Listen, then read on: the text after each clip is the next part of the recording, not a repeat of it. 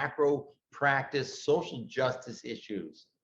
And I can think of no issue that is more focused on equitable social justice than the lack of secure housing. So I think that yes, thanks, Nick, I appreciate that. So I have, of course, the other thing that those of you that do know me is that there has to be stories. So the first story is I just want you to know that those students that came before you at Nazareth College have done this work. And so I would just want to talk a little bit about a couple of them. 15 years ago, there was a student whose name is Claire Olson. She's not a student anymore. She helped found the Rochester chapter of Poor People's United, and then they converted a school bus, a large school bus, painted it up, and got the city of Rochester to allow it to be parked downtown during the winter months as a warming station. Then we have a student, Andy Carey. Andy decided to start MC Collaborative to provide social service support for people facing homelessness. We had a student named Matt Brunell. Matt Brunell, following a discussion in class one day, went out and formed the Nazareth College food cupboard, known as the Oak Tree Pantry. Nick Coulter and Chuck Albanese, who are both here in the room, founded person-centered housing options. And since then, so many students have been placed at PCHO, been placed at MC Collaborative, have been placed in shelters like House of Mercy, who have been placed to the Rochester City School District at the McKinney Bento program, which provides services and support for students, school-age students facing homelessness. So too are the faculty. I want you to know that the faculty of the department have long believed that this is a vital issue. We've led Project Homeless Connect for the past 14 years, which is now morphed into the identification project, where we're working with the city of Rochester and the county clerk to provide access to identification for people who are homeless, because that is a proven way of helping people get out of homelessness.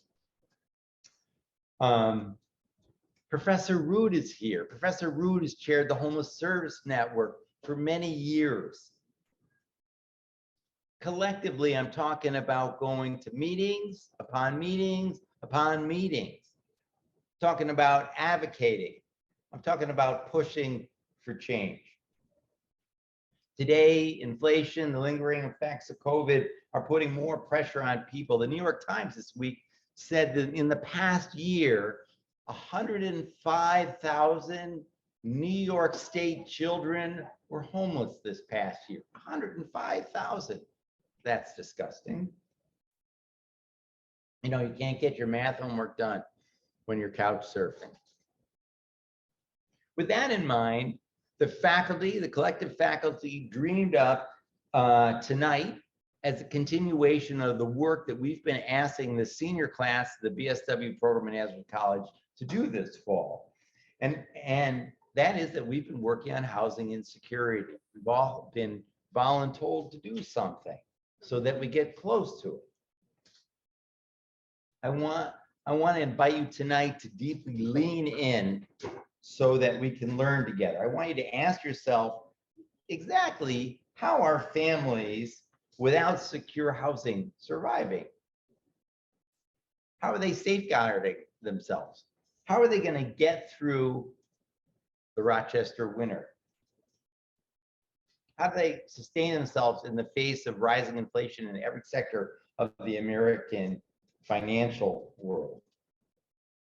I want to ask you to think about what is happening from a social policy perspective. You know, a lot of people are asking us to vote for them next week. I don't hear a single one of them talking about homelessness. So we're going to have to do a little digging to try to find out who amongst those people that are running for election is actually willing to commit to making some policy changes to support those facing housing insecurity in our society. What I'm directly asking you to do is to do two things. I want you to think about stigma and positioning. Stigma that sort of dogs us from a housing insecurity position. Stigma that dogs us when we think about housing insecurity by positioning yourself to be a social justice champion. Stigma is driven by notions about othering people that are homeless. Stigma is driven by notions of othering people that face mental health challenges. Stigma is driven by notions of othering those that are facing the deadly challenge of substance abuse. We respond to stigma when we work for justice. To that end, I want to tell a story, not to toot a horn. I just want you to know what I mean when I say positioning yourself to work for social justice, to fight stigma. So I want to tell you the story about Project Homeless Connect. Project Homeless Connect ran for 14 years here locally before COVID kind of, did its COVID thing. Every year in the fall, we would gather at the Blue Cross Arena, sometimes serve 1,000 people, totally free. This is the way it worked. Anybody could come, but to get in the door, they had to meet me. They had to shake my hand because I wanted to make sure that every single guest that we had was welcomed. To leave, they had to walk past and greet Professor Charlesworth, because Professor Charlesworth refuses to let people leave with a bad taste in their mouth. Once they got in the arena, standing there on the concrete for like 10 hours, their backs burning, no doubt, but making sure that every single person got linked to a volunteer, be Professor Primus and Professor Shirley Sharp. Somebody needed to get identification. We put Professor Michael Rood there because Michael Rood has this ability to take a grouchy person, an irritable person, and make them happy. Somebody needed some mental health support. The good news is that Nick Coulter was running the mental health table, the mental health booth, because Nick has an ability to greet people with genuine kindness and warmth. And my buddy Joel Conker, who can't be with us because he's not walking amongst us on this earth anymore, but Joel would run the coat room because nobody had a better sense of humor than Joel. And people sometimes going needing a coat weren't always in the best sense of humor. A direct learning objective for you tonight is to figure out what you can do, how you can stand in the stream, position yourself to do this work. It's vital, it's core social work. Okay, I appreciate you tolerating all that mini lecture. Makes me so happy and proud to bring Nick Coulter up here to be our master of ceremonies tonight, because here's a social worker that has gone all in, put his whole life on the line to make person-centered housing option. He's an optimistic energizer, bear of a human being. And I think we're in really good hands. Thank you, Nick. I appreciate you. Okay. Great job. Yeah, thanks, buddy. So I don't have to do much, except for maybe move this up a little bit because I'm a little bit taller. You're a bear of a man. Thank you. No, I think it's such a delight to do this. This is something that we've never done before. It's something I've never done. And so to really have students and community members online and folks that are doing this work every day out here today to watch this video and really reflect, what is it like to experience homelessness? I certainly don't wish it upon any of you. It is a tragic and challenging situation for people. But I want us to think about why it exists. We're going to talk a little bit in a second about that. So thank you for having me. We're very lucky to be here. Person-centered housing options is really started off as a very grassroots outreach program that wanted to change the world and make Housing First a pioneering program in our community. This took a lot of time and effort on Chuck Albany's and myself's time, but it was because of Nazareth, it's because of the community, it's because of the people that we love in this community that experience homelessness that we took this leap. And so I want you to know that it is in our heart of hearts that we help and educate people to understand what folks go through on a day-to-day basis. That homelessness is not easy, that people can't bring themselves up by their bootstraps, that it takes a community when you lose your income, or you lose your medical insurance, or you lose the ability to find housing, or you have struggles like mental illness and substance abuse. All of these compounding factors affect the people that we serve. All of those things we can work on. Therapists can do their therapy, and medical doctors can do their medical. Great. But if people don't have homes to go to, then how do they navigate any of that? So we set out with the support from Nazareth and the support from our community to create a home base for anybody that walked in our door. Any homeless person, we have a service for. It's really challenging. It's really hard work. But I want you all to know that there is hope out there, and that we believe that Housing First is the best practice for us to bring people into housing. Say a couple more things, and then we'll get started. I know we're going on a little late.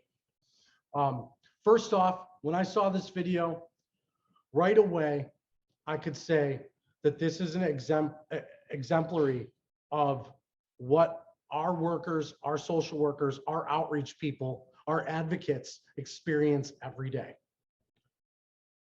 You will see things in this video that may be triggering. You will see times in this video where families are struggling. You will see times in this video where our government is harming the people that are on the streets. You will see how they come up with solutions, and you will see how people navigate our systems.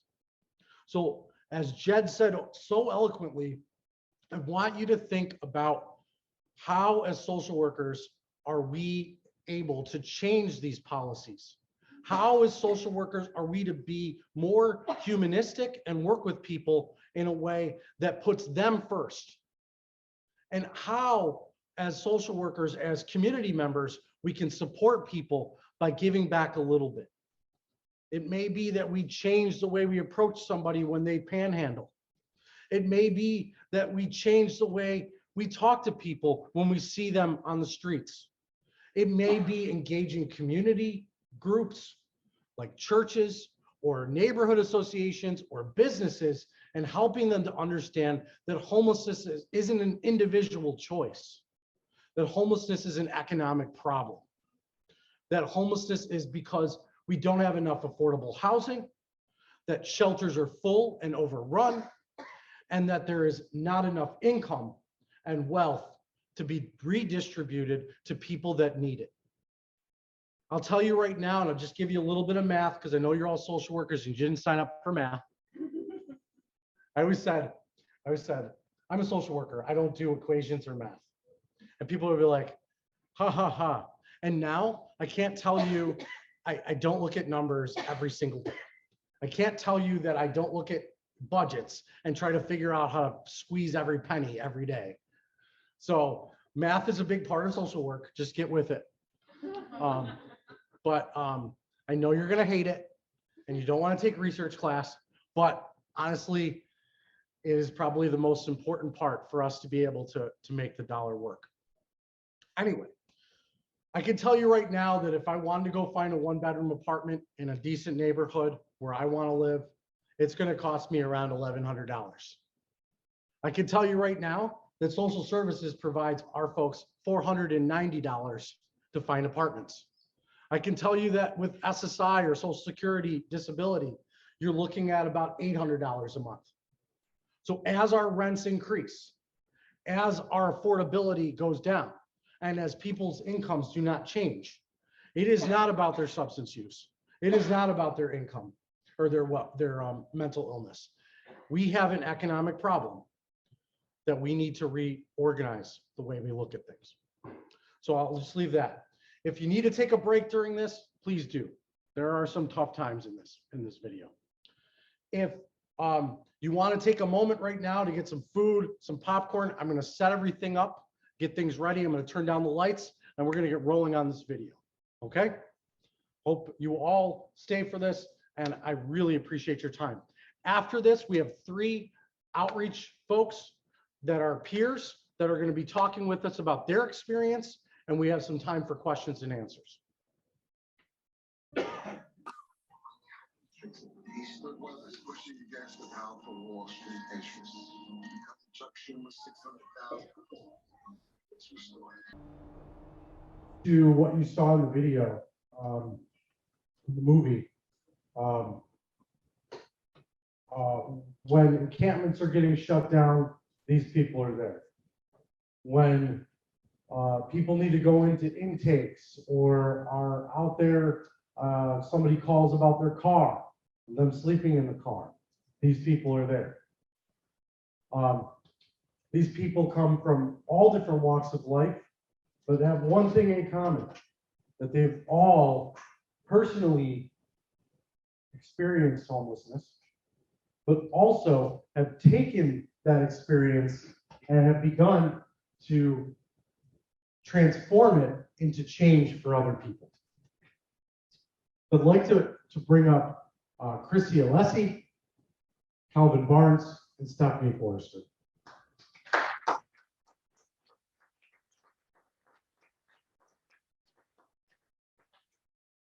So we're going to be real casual about this, and hopefully Leanne will be able to moderate if people want to ask questions. But one thing I could say is that from watching this video several times, I'm going to cry throughout the entire video. One thing that really brings out my emotions and my experience is that I've walked this walk with people so many times that I can feel it and I can see it.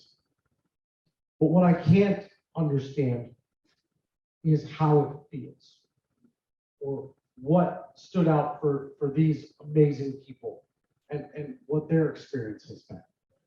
So I want us to take a moment to let them reflect on their experience as outreach workers, but also as people that have walked this walk.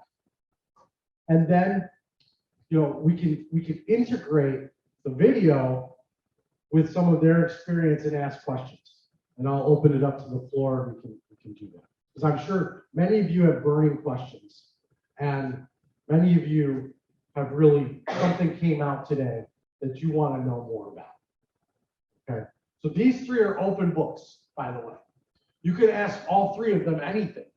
I guarantee it, because I ask them stuff all the time they don't want to hear sometimes. And I guarantee that these 3 will tell you like it is. So don't be afraid. Don't be, hesitant. This isn't a class visit. I know many of you have been in my classes and you don't like to talk. But don't be afraid to ask questions, okay? So I'll start with Stephanie and we'll work our way down. Stephanie has an amazing story, but also Stephanie is really, her lovely children are here today. Stephanie has really made it her mission to change the world. And I really love Stephanie for all the amazing things she does. So I'm going to stop talking about it. But really, this is Stephanie Forrester. I don't know how to introduce her. She's just who she is. And that's all that matters. Okay, take this one. Hi, I'm Stephanie Forrester. I was reflecting while I was watching the video, and 6 years ago today, I was an inpatient. I can't tell you how many times prior to that I had been in detoxes, inpatients, outpatients. But 6 years ago today, I was in one, and I was fighting to stay. Even though I had lost custody of my kids. And I knew if I went back out, I would probably die. And it was a challenge to stay at this place that was helping me find recovery. 100 days into my recovery, my husband passed away from an overdose. And I wasn't really sure what to do. This was my first big loss that I was experiencing in my recovery journey. Rewind a little bit, I started really, becoming dependent on substances after my mom passed away from ovarian cancer. My son was 3, and I went into a deep depression, and she left behind tons of Oxycontins and Percocets and Opianas and all the pills. And I took advantage of that. And at first I thought they were helping me. And before I knew it, I was snorting heroin. I looked down upon anyone who would inject because I would never do that. That's awful. Until I was. And eventually, my husband, myself, my kids became homeless. We stayed in multiple shelters, Ward Street Family Shelter. We stayed at the Cadillac Hotel. And eventually, the kids were taken away by CPS and placed with my father. It still took me quite some time. That was in April of 2016. And it took me until October 6, 2016 to walk back into a detox. And thank God I did, because now I'm here. I'm a homeowner. I have custody of my kids back, and I just celebrated 6 years.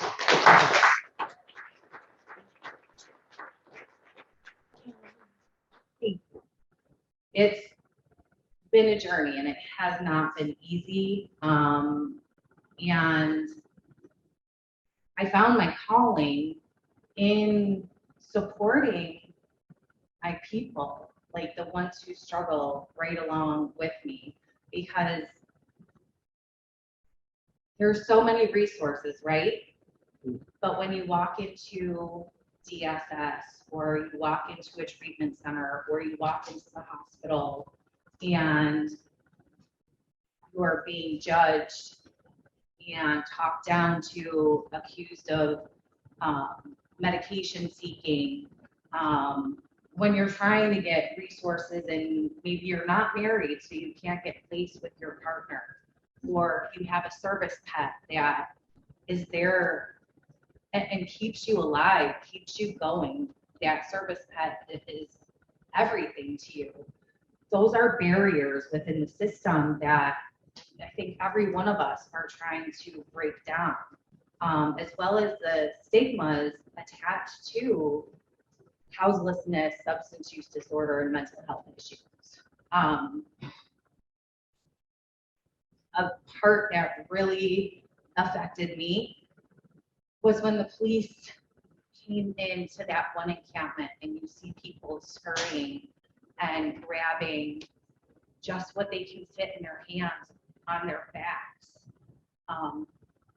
This happens right here in our community. It's happening right now.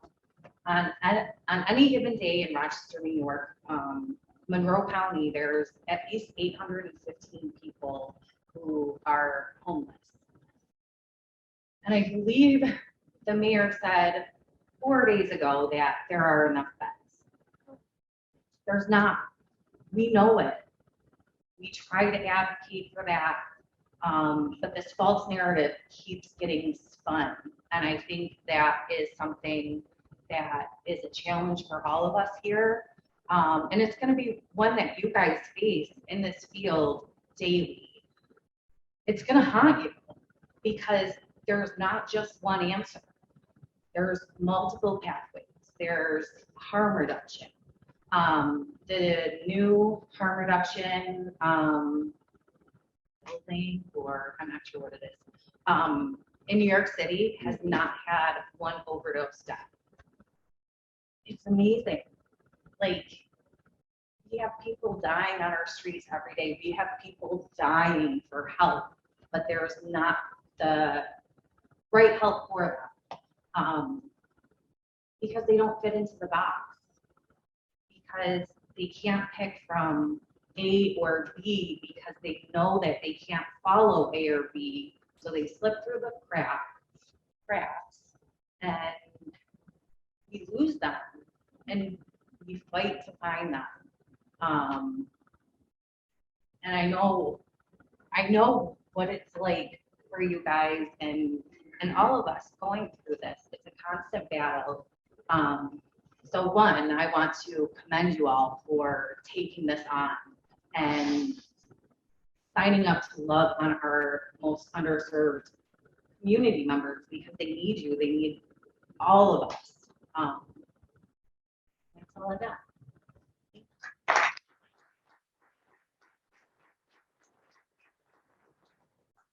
How did I know that was coming?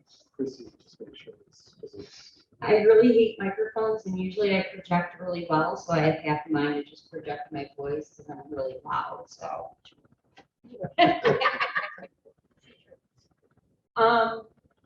so usually I tell my story and I'm okay with it, and normally I don't go into certain things, but I think I'm going to actually go into it tonight because we are discussing mental health when it comes to homelessness, especially relating to some things I've seen in this video.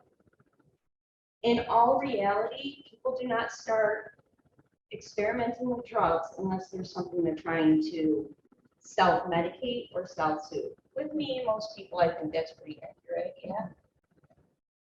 So I started pretty young. I was like 14.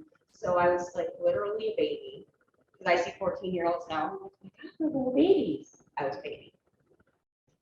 It started for me. I was raped by my 30-year-old next door neighbor when I was 14 years old. My mom did file charges because she was also sleeping with him. So didn't want her boyfriend to go to jail. My father made me go to the police department. I filed a police report. My mom told me to retract it and say that I was lying. So I did. I got put in Hillside Children's Center for being a liar who filed a false police report against a 30-year-old man. So when I got out, or not got out, there was a conference held about me, and they actually had me part of the conference. And my mom sat there in front of me and said, I do not want her to come home. She's safe. So my father stepped up and said, that's my daughter, I'll take her. And as much as I love my father for that, all he did was work constantly. 4 in the morning until 6 at night. So he's never ever home. So it was me, left to my own devices. And to self-medicate and to keep my mind busy, started hanging out with some people, decided school wasn't good because, you know, school wants to do this, I can go make money, go get me a car. And it just snowballed from there. And it was like one problem after another. I was still running through the same thing. It wasn't going to change until I like dealt with it, but I couldn't do that. So I went from, it started out with drinking at 14 and smoking marijuana, to at 16, I'm tripping on acid all the time. And then the next thing you know, it's a mixture of things. I'm doing cocaine, I'm doing mushrooms, pretty much whatever I could get my hands on. One thing that scared the shit out of me was heroin. And I wasn't far from that. I was sitting in a house all night. I rented my car out to a dealer. I was waiting for my stuff to come back. We're all sitting at a table. The house has been condemned. It was on Wilkins. We're sitting there. They're casting a needle on the table. It seriously crossed my mind. I don't have what I'm looking for. He ain't back yet, but they got something. They all look like they're having a lot of fun. If it wasn't for like my OCD and the fact that I saw that needle go through way too many arms for my liking, I definitely would have shot. The one thing that kept me from doing that is literally counting how many people and going, I don't know who has what. Like that thought crossed my head. I don't know who has what.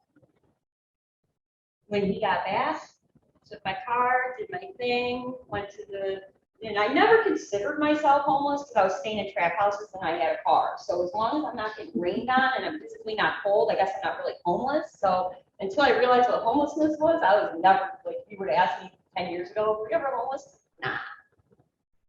And I had a car. People that let me post it on the couch sometimes.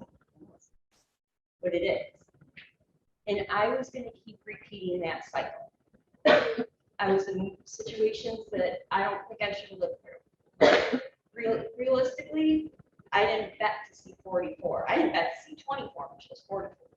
So I don't even know why I'm here right now half the time. Sometimes I'm like, I don't know what I did, but you're looking out for me, and I don't know why, because I ain't worth your time. But I'm obviously worth some kind of time because I'm still here. And what I realized as I started to go on my journey to recovery is how unfair the system was to people, and I never knew it because, let's be honest, I'm a straight white woman whose parents live in Webster. There's no discrimination when it comes to me. I get anything I want. I can do anything I want. This is how it works. I went into the hospital and I said, if I spend one more night on the streets, I'm gonna die. I need help. Can we go sit in the waiting room? So me, being the privileged little child that I am, start to throw a fit in the hospital. I have insurance. My parents paid for me to have insurance. Or get my parents down here because they paid for you to take care of me. Oh, you paid insurance by your parents? Funny. Now I'm in triage. And I have a room. So wait, if I wasn't a little tiny girl from Webster with two parents that covered insurance for, I would have been back on the street and I might not have been here today. I weighed 76 pounds when I walked into that purchase. I couldn't even stomach food. They had an IV give me vitamins and like fluids because I could not stomach eating food. When I look back at that now, why I do what I do here, I didn't grow up knowing things were unfair. I really didn't. And I thought a lot of things were unfair as a kid. I had no clue what unfair was until unfair hit me in the face like a ton of bricks at 2 o'clock in the morning in an emergency.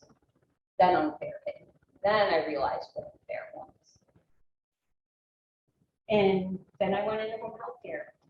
And I was like, I'm just going to spend my life helping people.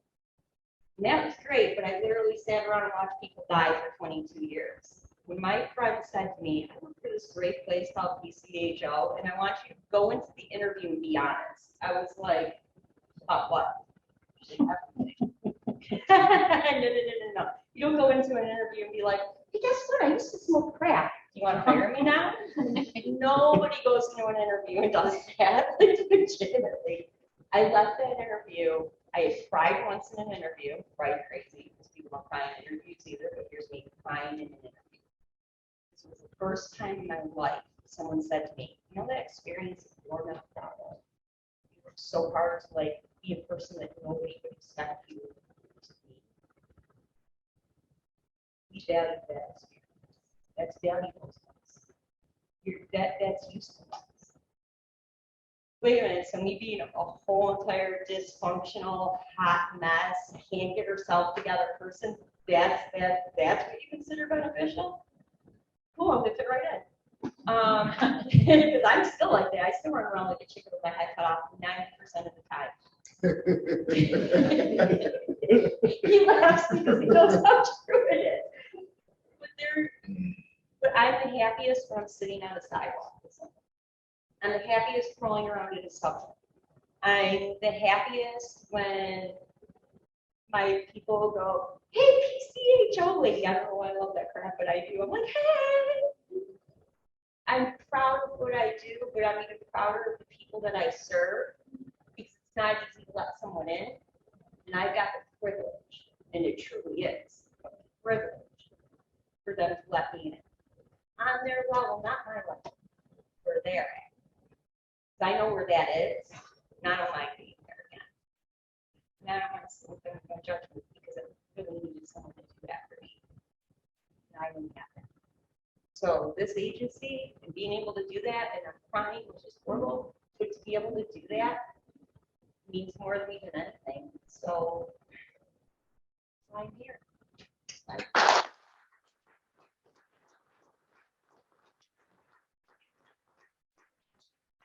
Well, it's got a lot to follow. But anyway, I can tell you about my journey a little bit of it. Basically, what really got me here, I can tell you that. You know, I grew up very poor family. So, you know, we didn't have too much of anything. It was 5 of us, 2 boys and 3 girls. My mother was very sick, so you know there was only so much she could do. You know, my father was somewhere else. He's what you call today a deadbeat dad. Today he's not a deadbeat dad, though, I can tell you that.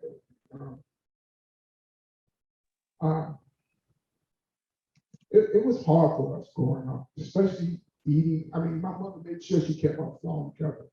And there would be times my mother would end up in the hospital for like 5 or 6 days. And you got 5 kids in the house. And maybe we'd be in there somewhere by ourselves. You know, she may have had somebody upstairs or somebody come check on us. But that was a way of keeping us in her life. That's how much love she did show us. You know? But me growing up, my life was in the streets. I hit the streets when I was about 12 years old. My role models was in the streets. Everything that went on in the streets I was drawn to. You know what I mean? I would get involved in. I mean, I've been locked up many times. I've been in many rehabs, you know, trying to get my life right. But it took this last time. Now, I've been clean now for about 26 years. It took this last time. And this last time, when I did go for help, I wasn't really going for help. I was going because I was hiding from people because of the things that I've done in the streets and referenced. But so be it, just as long as I was there, and I mean, for some reason, I mean, it kicked in. I just wanted my life to change. It kicked in. Out of all the times that I've been, never meaning to go this time to get my life together, but only to hide, only somewhere I can lay low until I think things have calmed down. I've been in prison. You know, I've been through a lot. I had cancer, lung cancer. Mike know about lung cancer. Me having, because Mike was my supervisor at the time. I mean, I worked with Mike. When the guy mentioned Mike's name, and he said that Mike is the type of person that can change a person's behavior and attitude, I actually seen it at work. You know, I worked with Mike for a very, very long time. I learned a lot from Mike. Mike and someone had to check me in a lot of things, in reference especially to how you treat people and how you talk to them. Mike is good at that. Mike is very, I mean, he can take the worst person, like you said, and turn him into his friend. And you know, it's not being, you know, that those moments caught me too. Just watching how he, you know, amongst other people that were there, but Mike was the person that was saying this person stays and this person goes. And he used to school me a lot. You know what I mean? Especially when people come down that sidewalk. When I was working at the Salvation Army, see, I've always worked with homeless people. I've been working with homeless people for 22 years now. You know, I worked 20 of it at the Salvation Army. I had a part-time job I was working at the same time. It was called Health Reach Healthcare for the Homeless. Chuck was my boss. So I had a lot of experience of basically finding out where I fit in. And then she said, you're calling. You know, I was, I believe at the time I was probably about 55 years old when I realized what my calling was. You know, my calling was to help people. You know, I was able to see a lot more of it then than I've ever seen before because, you know, when you can relate to what people are going through, it makes it, you know, that much more acceptable. And I mean, it really taught me a lot, just being able to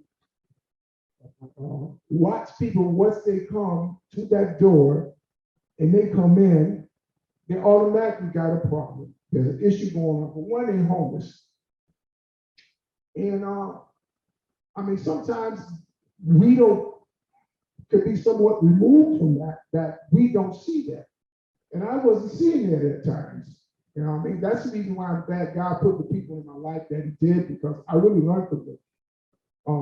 And I used to watch these people walk down that sidewalk after I tell them basically that either we go full or either there was on restrictions. I remember just sitting there a few times, just watching people walk, watching their back walk away from the shelter. You know what I'm saying? And I really didn't help them.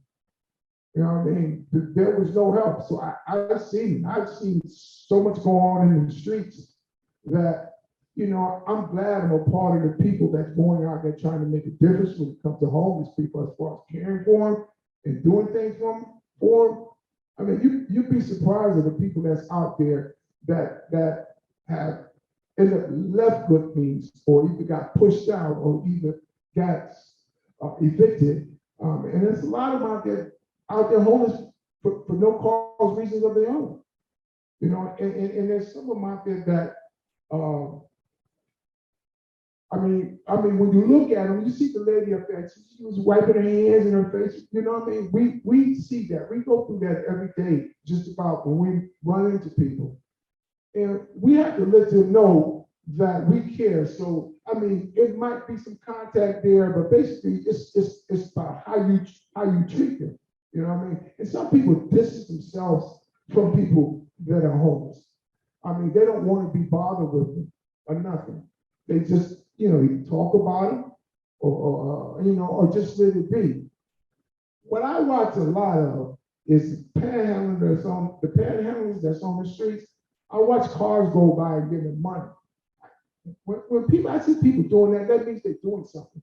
Even though I don't know what they might do with the money that they have, but when I see people ride through the expressway and hand money out, those people care. You know what I mean? That's my understanding of it. They actually care. And maybe some of them wish they could make a change and do something about it.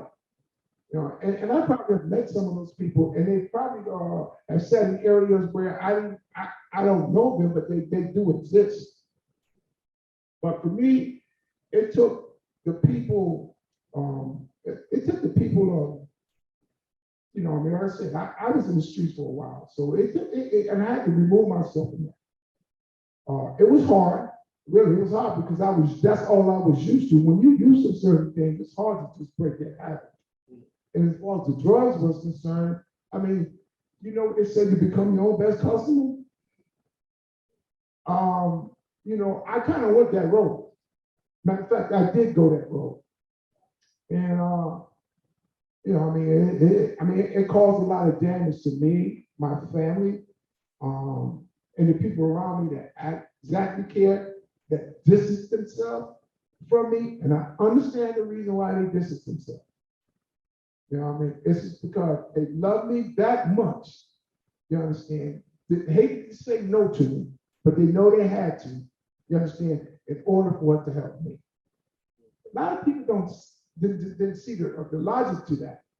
I didn't see the logic to it even then anyway, because I'm in denial. You know what I mean? And I'm on drugs. So I didn't see the reality to that until later on in life. You know what I mean? And today I can walk up to those people and they have approached me and they have said to me, I mean, I'm glad you got your life together. Now I'm wanting to help you.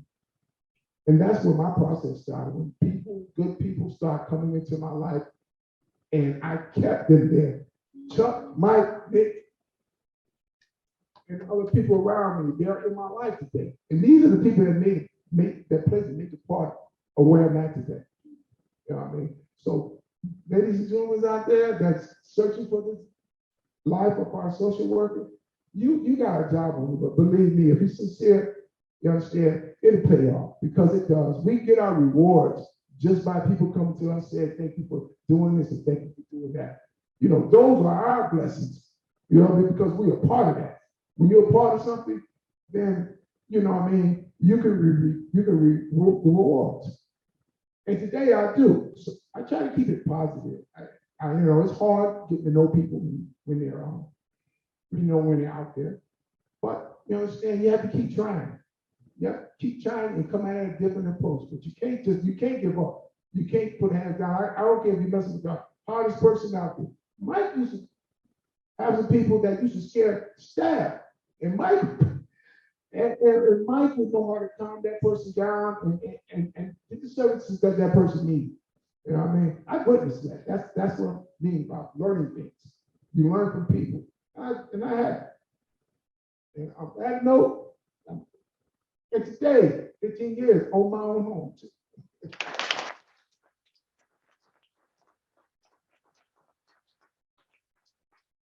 Wow. Okay. So I'm going to stay seated because the video's on me and I don't want to lose the Zoom family.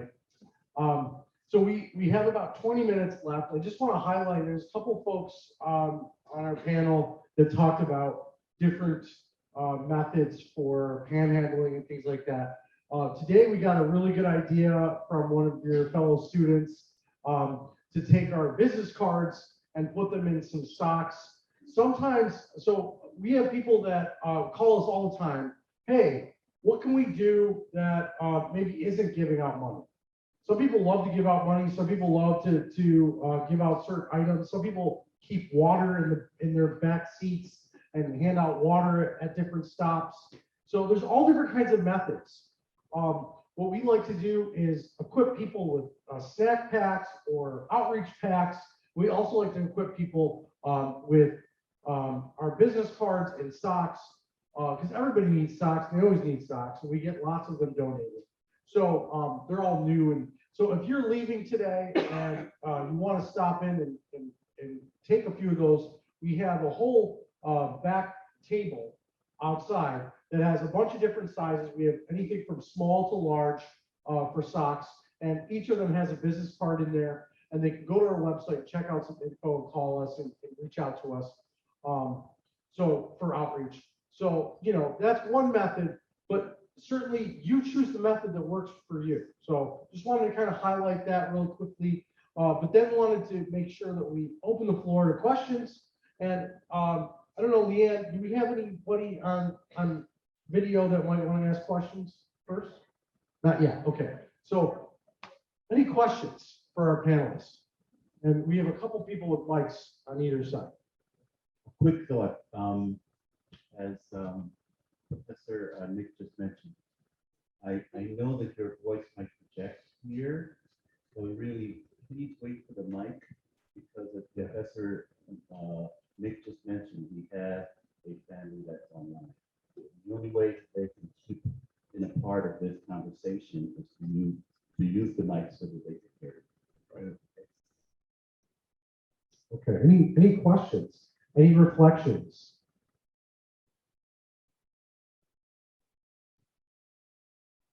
Don't all jump at once. Yes. So my name is Bella, and my amazing mother is up there right now. And I was growing up with that stuff, and luckily I had my brother. He helped me through a lot of it, and he help me through the toughest times. And sometimes we don't get along, but he's my brother, and he helped me through all the things, and the easy things, the hard things. I remember when the police came to the house and looking for my mom and my dad. They knocked on our window because we were coming home, and so the person who was driving us was on the window, that's talking to him, and my brother was helping me through that. And he was helping me stay calm, even though I knew that something was wrong. And what I have noticed throughout my life is lots of kids should start figuring out about substance abuse, because it can affect a lot of kids and lots of grown-ups. And like when my mom was talking about how she lost our my dad, her husband, it was like I really started to remember that stuff. And but even though it was when I was 4, I still remember those things. And it was scary, but like all the people I know that have done substance abuse and all the homeless people I know are the nicest people you will ever meet. Like when I come to my mom's organization, I find so many new people, and they're also nice, and they will just talk about anything, and they're so thankful, and they're nicest people I've met, nicest people anyone has met. But if you don't try to help them, they can't try and help you by just being someone to talk to, because they'll listen because they know how it feels for someone to not listen. But because not a lot of people help others when they actually need it.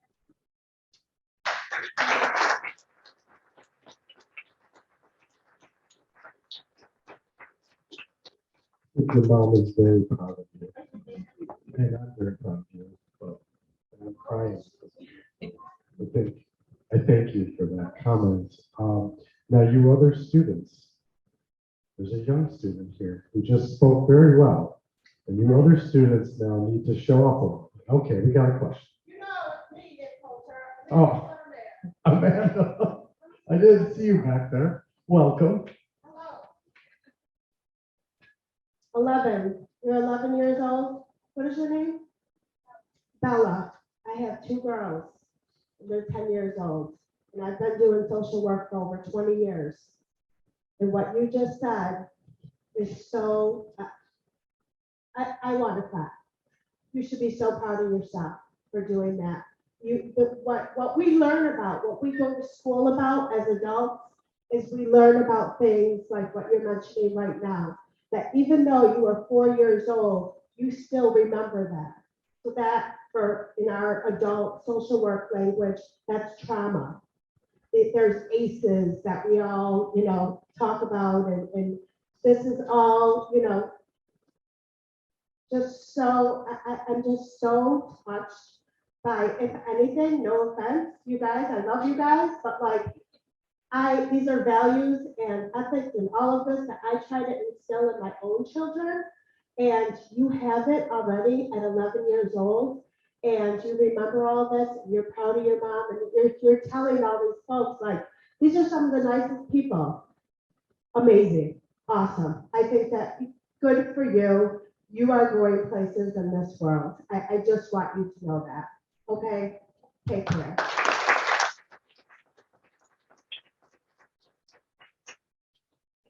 Any other questions? Any raised hands on the chat? Got the microphone. Oh, Right here. Jacob Forster. Oh, hey, Jacob. Oh, yeah, this good one to is, see you there. yeah, Well done. I just wanted to say, I think there's like a bad stigma around homeless people. Yeah. I I remember we used to panhandle in the streets. We would like, what we could do, like take your, yeah, we'd walk a long time trying to get as much money as possible, but people just would like try not to make eye contact, avoid us. They'd be like scared of us. We'd like, you're trying to get their money. And we still see that like to this day. We'll go in the city, we'll drive in the city, we'll see people trying to get money, but people, they try to avoid them. They're scared of them, which is pretty messed up because like my sister said, they're good people, all of them, but just a really bad stigma and we have to try to break that. And really, we got a question over here, but really, what's the difference between us and somebody who doesn't have a home? A home, right? So it's really simple, you know?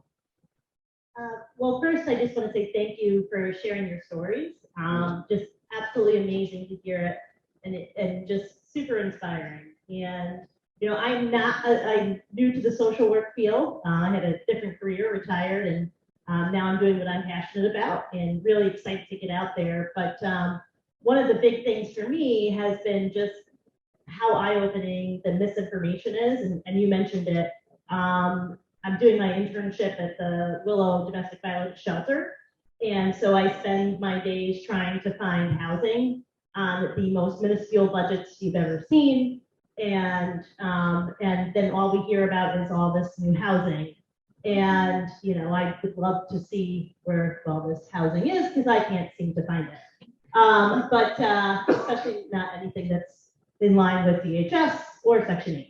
But they're somewhere apparently. But my big thing is that, you know, like I'm super passionate, I'm excited, I'm motivated, I'm like we can change the world. But how do we get that message out there? And you think about what's going to happen on Tuesday and how many people are going to cast votes, not realizing the implications of those votes and not realizing what really is the housing crisis. Because when we hear politicians talk about housing crisis, it's the fact that the houses in Pittsburgh have gone up over $100,000. It's not that there isn't beds for everybody in Monroe County. So any advice or anything you can think of that we can do as students to get that message out there, try to get the right information out. Because I'll tell you, I didn't know what it was until I was boots on the ground at Willow and trying to figure it out and seeing what was going on. So. Any of our panelists want to answer those questions? There's a couple of questions deep in there.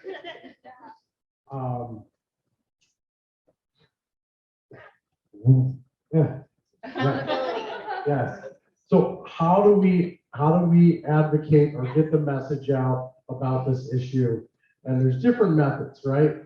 So we saw in the video, on some level, we have to alert our government to understanding that that $100,000 Pittsburgh increase in that house is also affecting, is part of inflation and is affecting the rents, that they are connected. And sometimes we live in these silos where that increase in the housing market is also reducing our value of our dollar and then increasing the cost of rent and then increasing the cost of food and not increasing the affordability or if the wages and the opportunities for people to go from renting to buying, right? So this is all connected economically. I have my methods in reaching the politicians, but I wonder what these three think and how they might do that. Well, there's nothing wrong with a little bit of civil disobedience.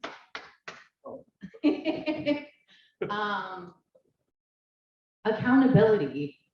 We keep hearing from politicians and people who are lying to us. And some people accept the lies because it's easier than facing the reality of what's happening. Demanding that the people who are experiencing this have a seat at the table, because these policies and procedures that are being made about them they don't have a say in it.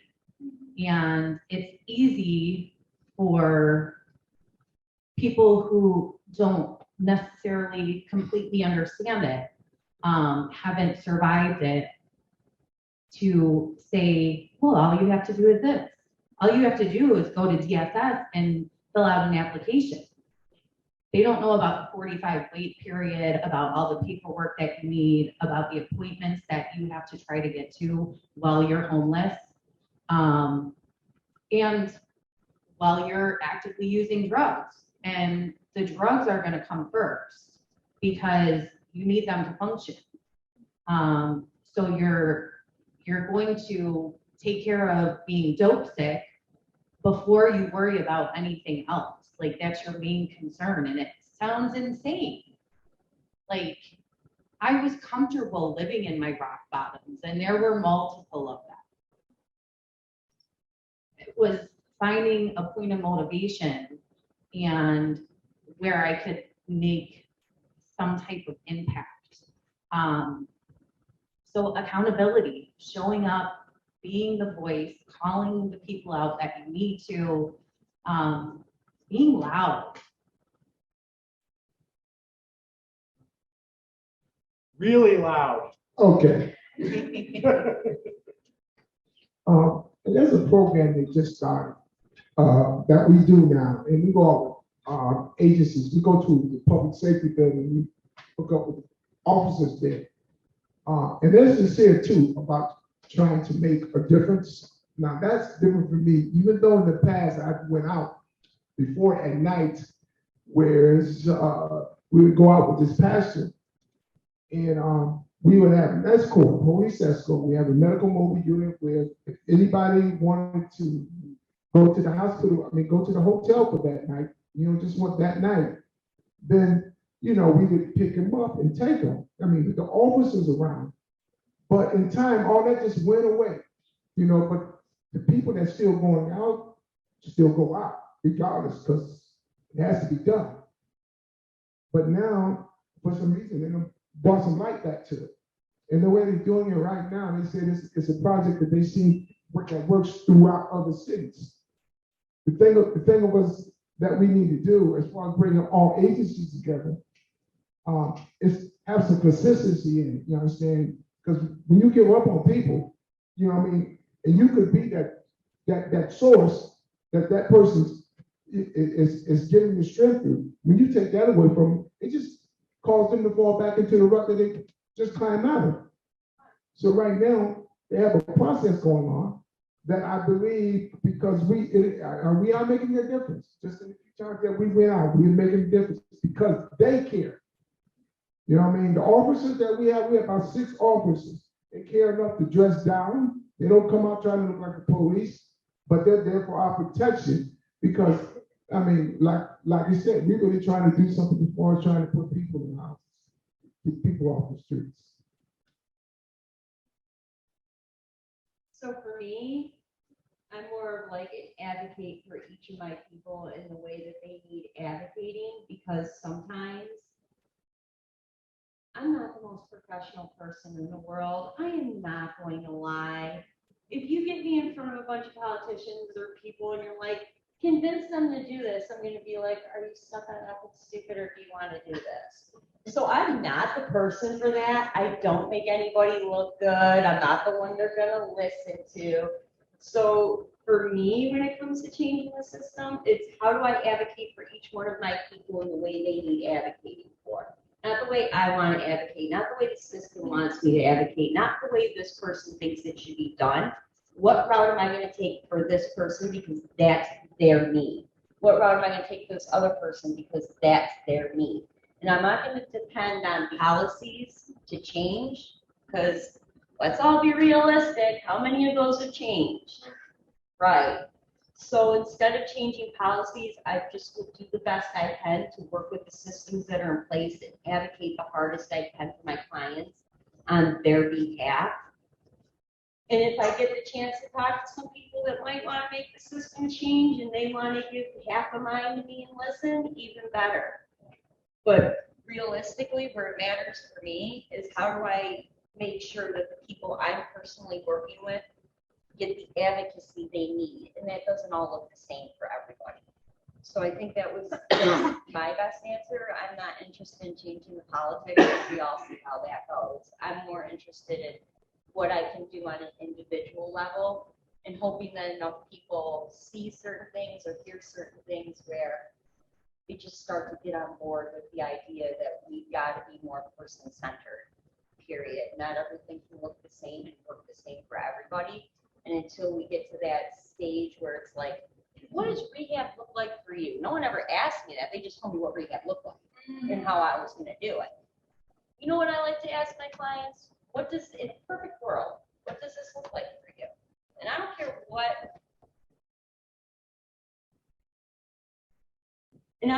what kind of answer they give, that's what it looks like for them.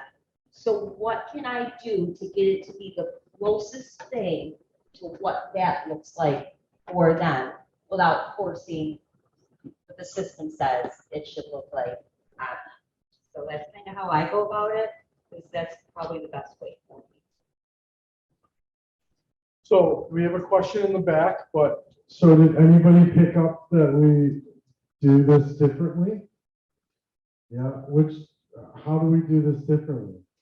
There's micro, meso, macro. So I think we hit that nail on the head 3 times. Amanda, you had a question? Yes, I do. Nick, I'm not saying that you guys aren't out there. I just have a question. Yeah. Because if you do, I'm not on overnights anymore. Remember, you used to go out on the overnights and help the folks in the garage and all that? Are you doing that? Are you taking volunteers for that? Or is it just? Yeah, so we used to do the evenings where we would go out, which was what Calvin just described. We would go out, we'd meet up at 8 o'clock, we'd go out, find folks. We found that to be somewhat troubling because then we couldn't really follow up with them the next day. We also found that during a time where we'd be outside at night, it got to be a little bit more dangerous recently than we would like it to be. So some of the churches kind of pulled back a little bit on that, and we've restructured that so that we're going out during the day, in the mornings, early mornings on Tuesdays instead of late at night. And then we're also doing this collaborative approach with multiple disciplinary entities. So we'll go out with OMH, and which is Office of Mental Health, the Rochester Police Department. We have some advocate groups that will go out with us.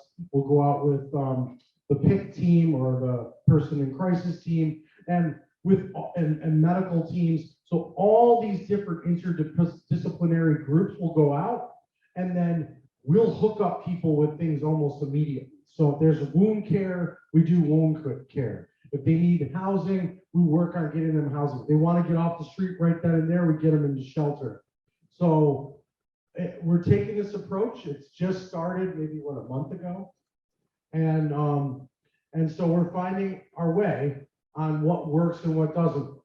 Sometimes once we get better at that, we're going to expand it to other parts of the areas and incorporate more departments and more folks involved.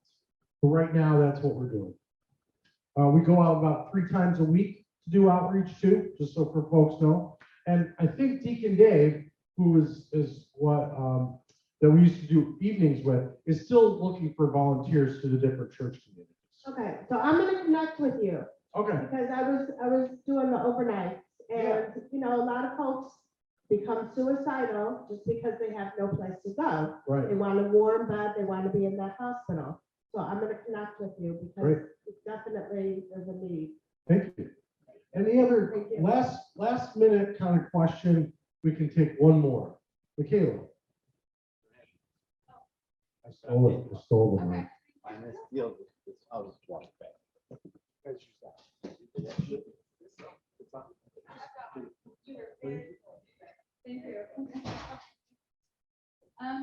So as social workers, our job is kind of resources. Knowing what there is out there, how to relate to people, that kind of thing.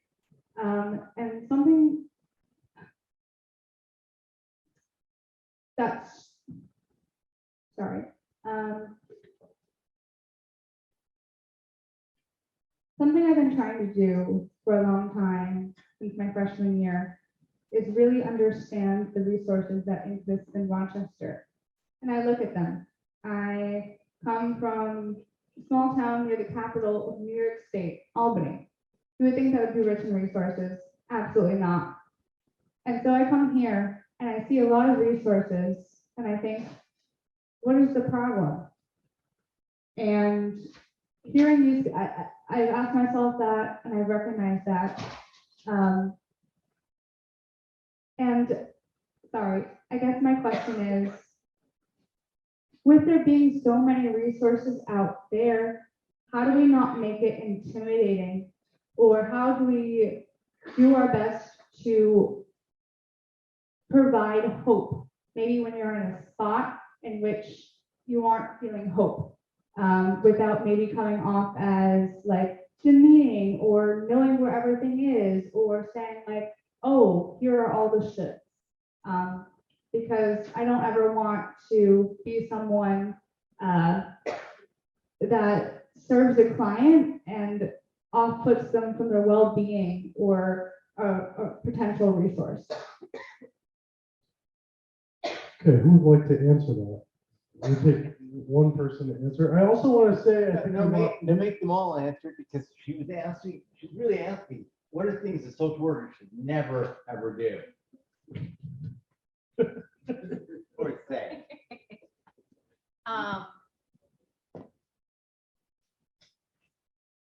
So I totally had an answer and then I just like lost it. Was it Jen?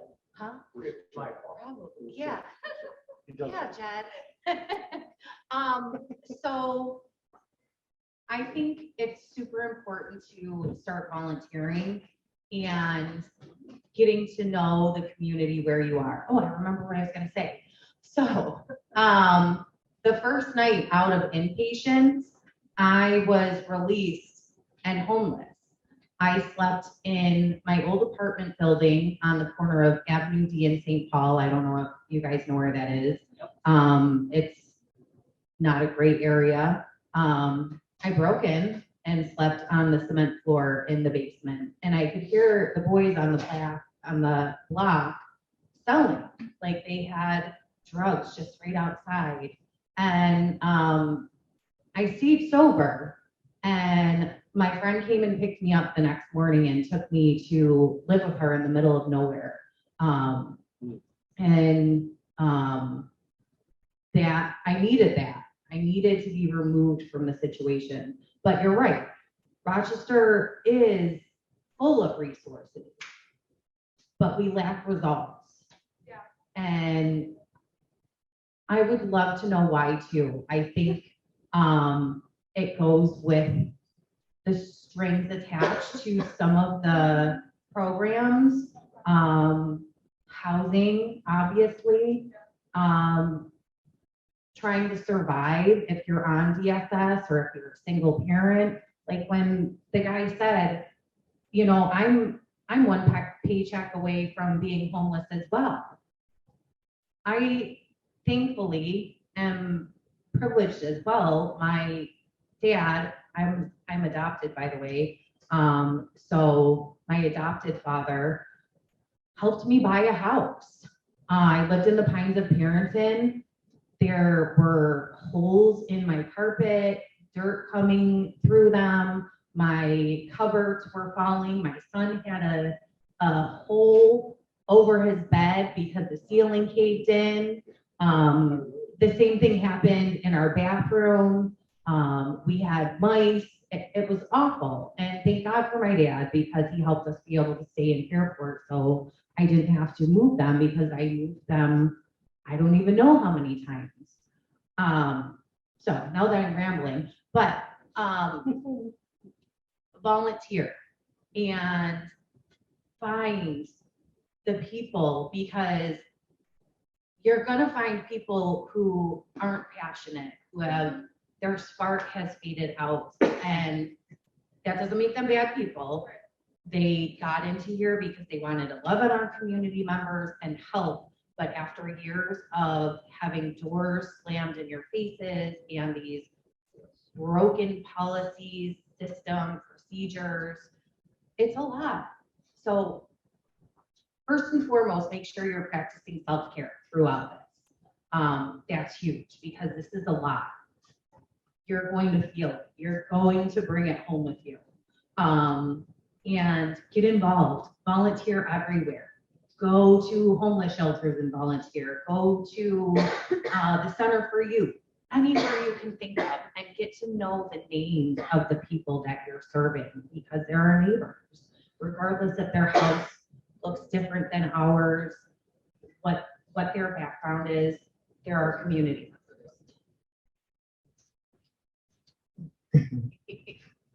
My thing is consistency. Establishing a relationship. It's hard sometimes to establish a relationship with a lot of homeless people. But a lot of them don't want to be bothered. A lot of them are okay the way they're living. Yeah. I mean, this is what they present to us. But it still doesn't stop us from starting a relationship with them, a conversation with them.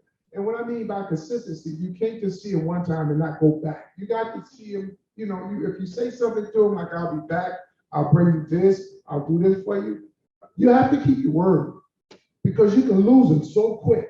You can lose them right through the cracks so quick. So we try to stay consistent with, like me, I'll do their referral. And when I do their referral, I'll tell them I'll be back the next day and I'll give them my number, tell them to call me if you want to talk, or whatever it is that you might want to do. Like I said, if we don't stay consistency in helping them, then I mean, it's all we're gonna do is watch people just constantly fall through the crack. So my thing is just consistency. And the way you talk to them, you have to watch the way you talk to them because a lot of them been offended, been talked about, been kicked, been punched. You know what I mean? And they don't like dealing with people. You got a lot of them out there that don't want to deal with nobody. They don't want no help. Don't want nobody telling them what to do because they have been hurt so much. Because we think we know their lives, but we don't know what they've been through. Like you said, you never knew what we went through until we told you. Because everybody has a story out there. Sometimes we just have to take the time to become ears and listen. And when you listen, I mean, you got to give the right answers. You got to give them the right feedback. You know what I mean? I mean, we've housed people that people say couldn't be housed. So we know that it works. It's just the consistency is so important. So, as I always say, Rochester is resource rich, allocation poor. So we have a ton of resources. We're just not sure how to efficiently, properly, and with ease of access, provide them to the people that need them the most. And this is a very easy thing to change, and I don't understand why this isn't changeable. Reduce paperwork. I mean, how much paperwork do you need someone to fill out? I mean, how many times do they have to sign their name before you realize that they've signed their name? I mean, the 50 times wasn't enough. You need another 2 papers because those ones are really important. With everything people have that they have to worry about with surviving in the streets, even if they want those benefits, it is extremely frustrating, time consuming, and discouraging to go through all that work. And then they're like, oh yeah, and then you're gonna have an appointment at DHS. You can also do a phone interview if you like. Sure, because they have a phone. And again, because they have an alarm clock to get to that appointment. And they also have transportation, right? So yeah, I'm sure they'll make it to that appointment without any help from anybody. So even though we have the resources, we don't allocate them properly. We make it too hard to access them. And if we would just, if we could find a way to make them more accessible to people, I think that we would see a lot more progress here in New York State with what we're actually trying to do. Because I believe that New York State is trying to do certain things. I believe that there's money out there, there's programs out there, there's good people out there. It's just the process to access those programs is extremely time consuming and hard to navigate without somebody advocating for you. So I think the best thing we could do is make ease of access more of a thing than what it is now. So that would be my best advice. You guys are amazing.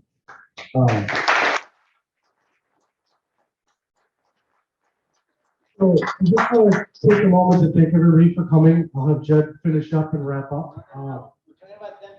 Oh yeah, we have little gifts for you three. Thank you so much. So we'll let you, we'll distribute these in a second. But